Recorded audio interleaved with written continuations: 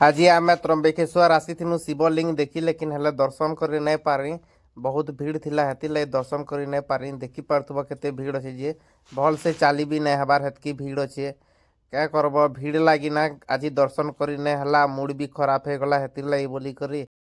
जेते भीड़ अच्छे जे देखबार तो दूरर कथा पासके भी जे नहीं पार देखी पारुथब केते लंबा लाइन लगी छन इटा खाली दर्शन करवार लगी केते लंबा लाइन लगी छन अति कम रे 1 किलोमीटर हेबा आमे दर्शन करी नहीं पारी और सीधा डायरेक्ट कार थी बसी करी पले आसु आमे आमर काम साइट के और काम साइट आमर इटा एंदा चली छे आउ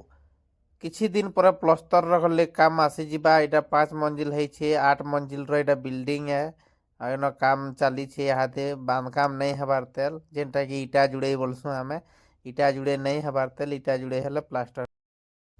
तो फिर मिलमा आर गुटे नेक्स्ट वीडियो रे।